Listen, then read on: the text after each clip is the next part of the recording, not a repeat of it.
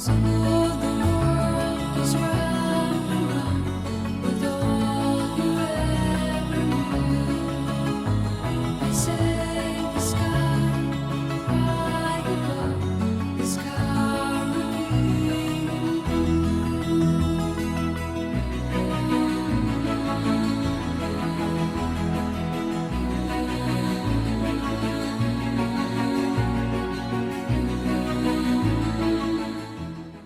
Good morning and welcome to route number 27 of my Wainwright challenge. Today I'm parked at Coniston and I'm hopefully going to try and crack off 7 more Wainwrights. Old Man Coniston, Dowcrag, Brimfell, Greyfriar, Great Cars, Surrell Howe and Wetherham. So without further ado, let's get on with it. So we're just weaving our way out of Coniston, trying to get the correct path. Up Old Man, as you can see up there in the cloud. A very windy day apparently. Hopefully the clouds will clear by the time we get to the top. Absolutely spectacular scenery. Stunning day. Hopefully, as I say, hopefully the clouds will clear. I've just turned round. Erring on the side of caution, I don't think it's safe today to go up there. There was a forecast of high winds, 50-mile-an-hour gusts, but it just feels more than that already, and I'm nowhere near the top when I get into the exposed places. And there's a few crags and quite a bit to do today that is exposed. Decided to err on the side of safety and go down. Good morning, here I am again, Coniston, route 27 of the Wainwright challenge. 10 days later from the last time I started this route, when we turn back. Much better forecast, so let's go for it. Wow, well today is a different day, extremely cold, but look at that view now compared to 10 days ago. That's pretty special. Maybe some snow on the tops. So this is just round the corner further up where I pretty much got blown off the hill last time 10 days ago. Look at that view, pretty special. You can see it's a very wide track that we're following, very popular walk. I believe, well I do know, I've been up here a couple of times in the past, that there's remains of an old copper mine higher up, which we'll come to. So I believe this is the main way up and down to the mine in years gone by. So here's the remains of the mine, the old office there. There you go, 300 years, 1690 to 1960. See all the various bits of machinery screwing around.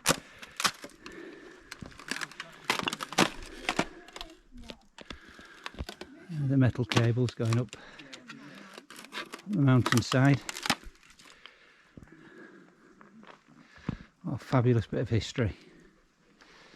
So here we are a bit higher up, and you can see there's a mine there, mine shaft. Various bits of ironmongery fallen over. Look over there, wow, we'll be over there later. Some more offices. So there we have it, that's low water. And we'll follow the track round up here. And up there is a final ascent of Old Man Coniston. A way to go yet. So looking back down at low water, very, very icy today. Now I didn't bring my crampons and I'm regretting not bringing them. So I've got a fair bit of ascending to do yet up to the top of Old Man over there. Wow. So here we are, Old Man Coniston.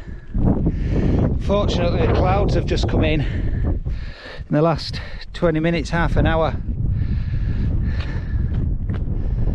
You can see how icy it is.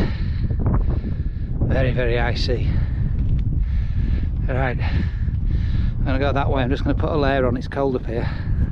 So I'm just looking down below at the tarn. So the plan is to cut across the ridgeline over there and hang a left and follow the ridge across to Dow Crag, which is over there. Now we should be able to see it, but as I say, the clouds come in, unfortunately. Low cloud wasn't forecast today, so I'm a bit disappointed. You can just about make out the col down there that we've got to drop to before we head across to the other side over to Dow Crag, which is in and out of cloud at the minute. So you can just about make out Dow Crag now. So we're dropping down to this small col and we're going to follow the ridge up to the crag and we're retracing our steps. I have to say, Dow Crag is very, very rocky path going up to the top. There is a path, but it's rocky and there's a series of cairns keeping you straight. So here we are, Dow Crag. Just got a bit of a scramble to get up to the top. Looking forward to this. Looks a bit icy though, be careful. So this is it, the top of Dow Crag. I have to say, it should be a great view of Old Man Coniston, but there isn't. So I've got to scramble back down there, retrace our steps back to the col. So back at the col, clouds getting thicker. I think this col is also known as Goat's Hawes. So we're going to head up the other side, up to the top of the fell, but we're going to cut across pathless and make a diagonal ascent. Now I'm hoping to find some fence posts which will help guide me towards the top, so we'll see. Now I can't find a fence post which I was looking for, but it is pretty much pathless, but I keep coming across signs of a small path, so probably other people have had a similar idea, but I'm cutting straight up the moor side, heading straight to the top. I have to say, when you cut across fell sides like this, there's usually not a path for a reason. That's because it's extremely steep. There you go. Not far to go to the top now, probably 40 or 50 metres or so of ascent. So here we are, Brim Fell. Now we're going to follow the ridge line known as Brim Fell Rake. I'm going to continue round. I have to say that last climb was steep but grassy and quite pleasant to climb. It was as grassy as the last one was rocky, I'd say. You can see it's quite an open rocky top, but there are a series of cairns in bad visibility that you can follow to keep you on track, which you can just about see. So disappointed, the forecast was fabulous today, blue sky all day, skirting this ridge line.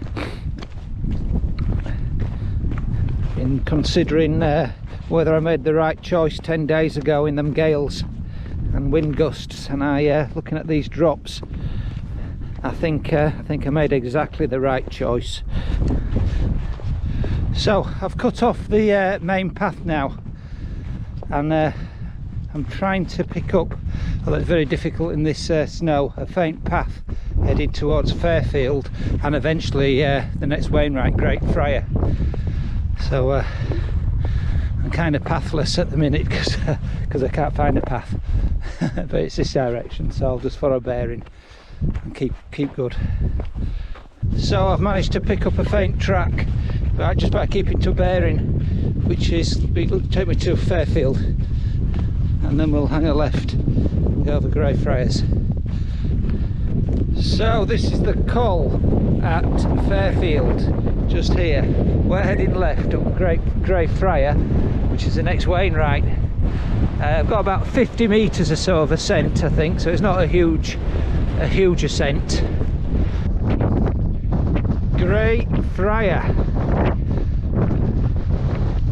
Retrace our steps back to Fairfield now, back down to the col. So I'm following it's quite a well walked path actually, even though it's a winter's day midweek.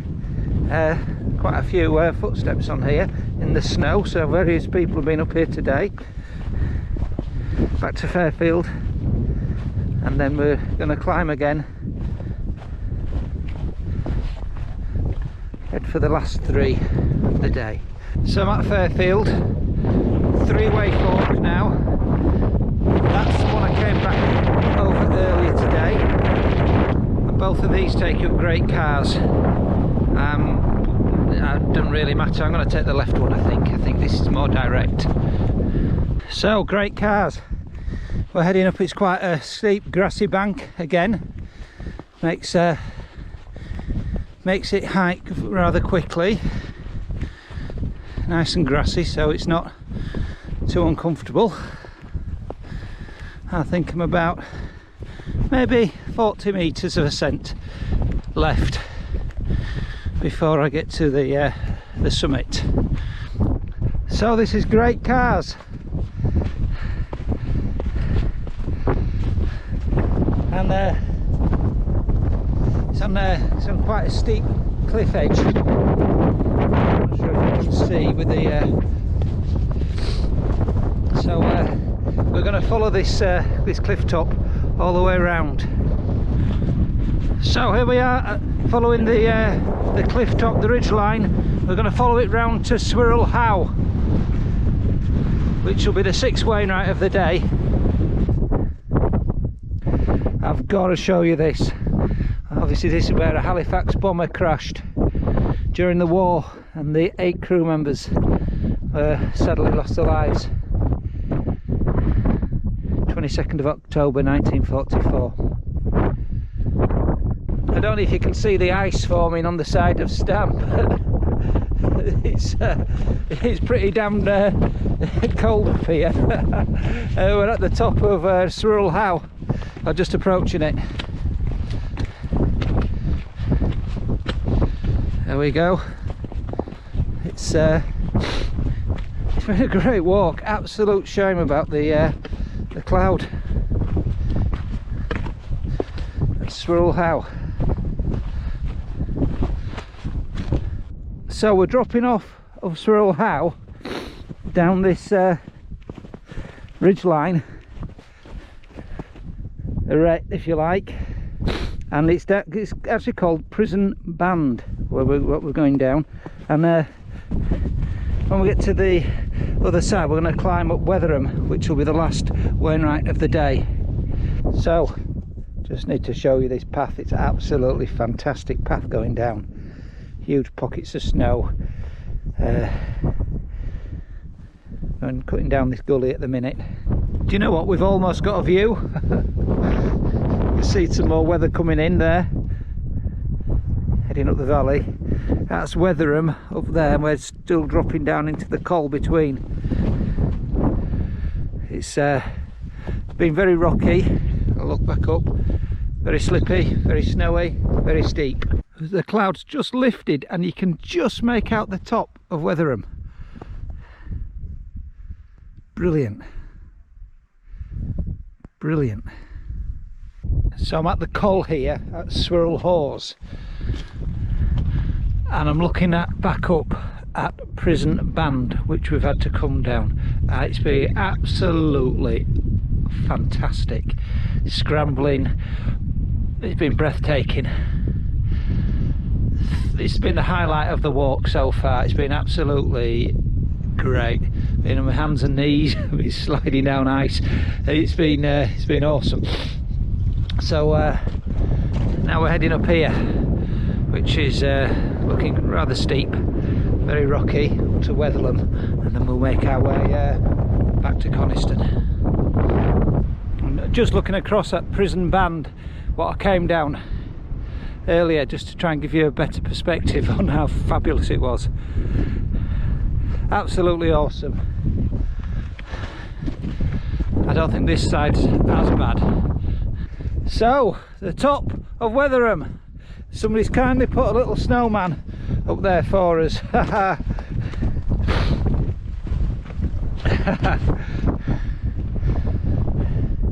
Very cold day, very cold day.